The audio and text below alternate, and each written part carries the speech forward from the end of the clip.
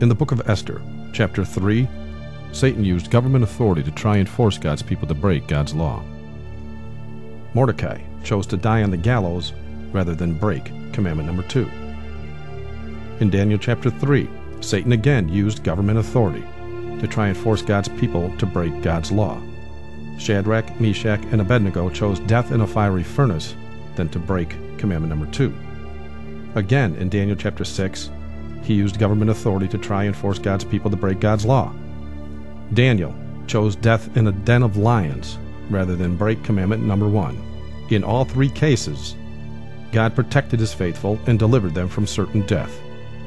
Mordecai was honored and became next unto the king, and his enemy was hanged on the gallows in his place.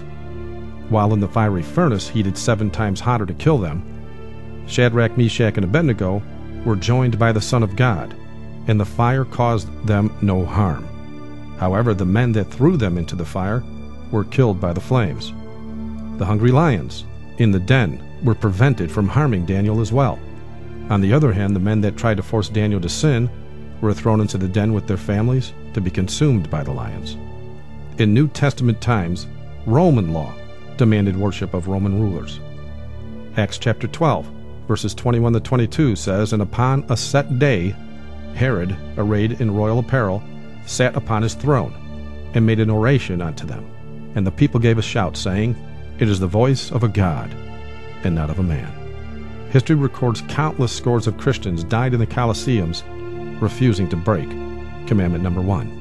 Then later, pagan Rome became papal Rome.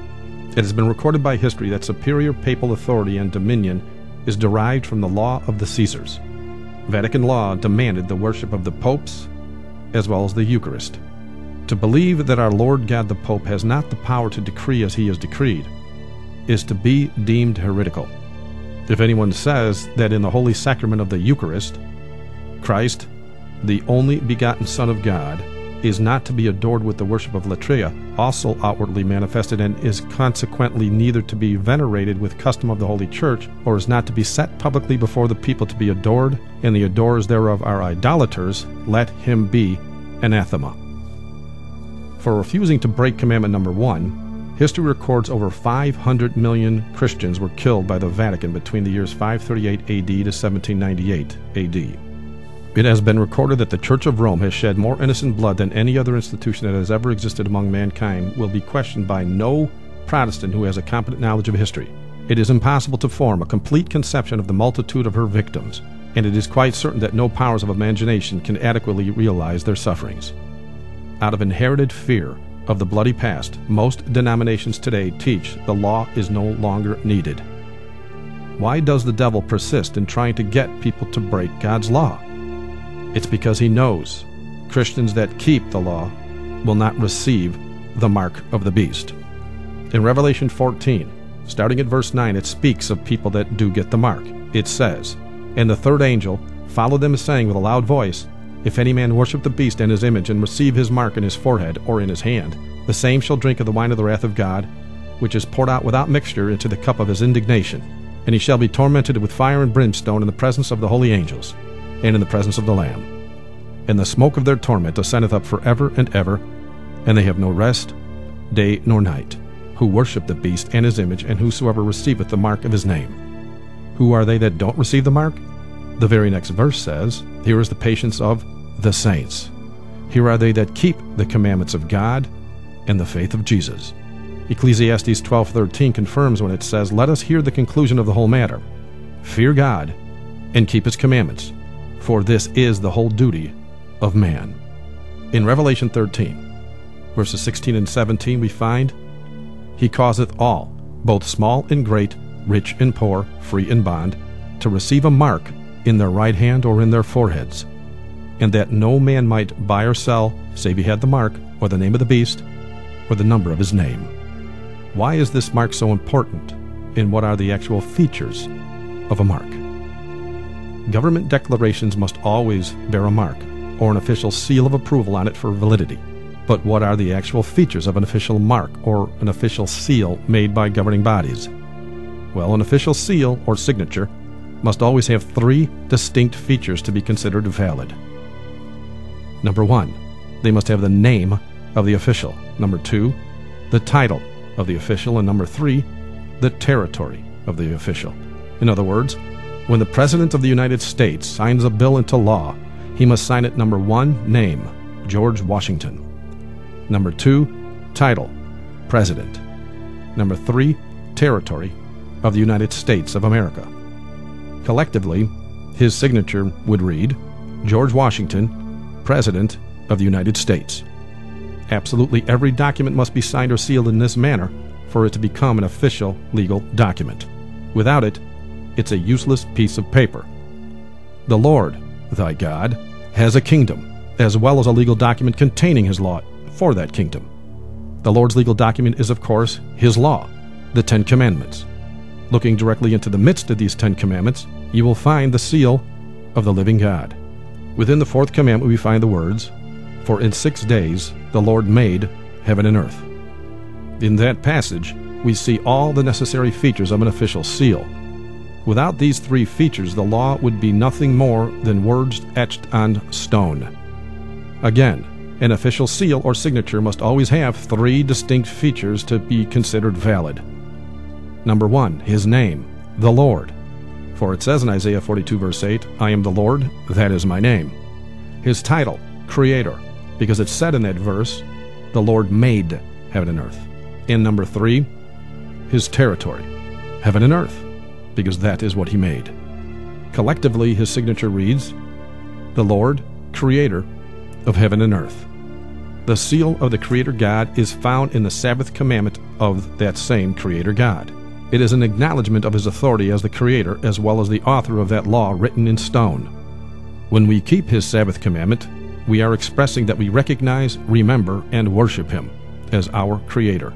Psalm 77:11 says, I will remember the works of the Lord. Surely I will remember thy wonders of old. So, how is the mark of the beast or the seal of God administered? As was discovered in the previous video, the Vatican has control over all the necessary governments with global powers to allow them the ability to do as they wish. The national ID cards that are slated to start arriving in the United States of America as early as May of 2008 will be a mainstay in the system of control. The ID cards will contain everything about you as an individual. Your home address, resume, educational background, health history, past and present employment, your travel plans, passport info, birth certificate, social security number, driver's license number, marital status, family records, and even criminal records will be in this card. It will eventually replace all your credit cards as well as the use of cash. It used to take the government up to 72 hours to prevent you from buying and selling or freezing your accounts. With the ID card, it happens instantly anywhere in the world. How does this mark get into the hand or into the forehead? In Jeremiah chapter 38 verse 23 it says, Thou shalt not escape out of their hand, but shall be taken by the hand of the king of Babylon, and thou shalt cause this city to be burned with fire. Ecclesiastes 9 verse 10 says, Whatsoever thy hand findeth to do, do it with thy might. For there is no work, nor device, nor knowledge, nor wisdom in the grave whither thou goest. In prophecy, the hand represents being forced against our will. It is also used to describe our ability to buy and sell, or work, as Ecclesiastes 9 verse 10 puts it.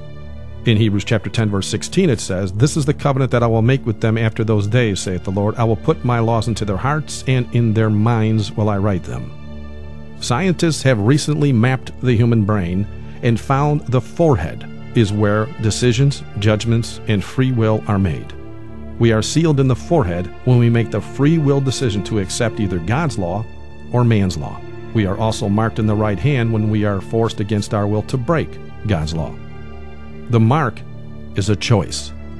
It's no different than the choice Mordecai, Shadrach, Meshach, Abednego, Daniel, or the millions of Christians made before you. Will you follow God's law or man's law? Matthew 16:25 says, For whosoever will save his life shall lose it, and whosoever will lose his life for my sake shall find it. Does Rome boast of its mark as being Sunday in direct agreement with prophecy? Sunday is our mark of authority. The church is above the Bible, and this transference of Sabbath observance is proof of that fact. Do they seek to enforce Sunday laws? This organization proposes in every possible way to aid in preserving Sunday as a civil institution, Our national security requires the active support of all good citizens in the maintenance of our American Sabbath. Sunday laws must be enforced. Pope John Paul II said, Christians will naturally strive to ensure that civil legislation respects their duty to keep Sunday holy. Does Rome plan to make good on that threat? The thought of a revived Holy Office of the Inquisition would pacify some and offend others. Nevertheless, the Holy Office still exists. Only its name has been changed. Pope John Paul II has been instrumental in its revival. One may argue that this Ratzinger-run agency is merely an attempt by the Catholic Church to root out communism or backslidden priests and their practices. However, with John Paul II's objective to implement God's mandate by creating a global church state, which will administer from traditional Roman Catholic theology, is enough cause for alarm. Malachi Martin has already stated in his book, The Keys of This Blood, that the Pope will not tolerate any belief systems that oppose his, not on a civil or church level. In John Paul II, the world will behold a tyrant who will coldly execute direct orders against those whom he deems as heretics or immoral.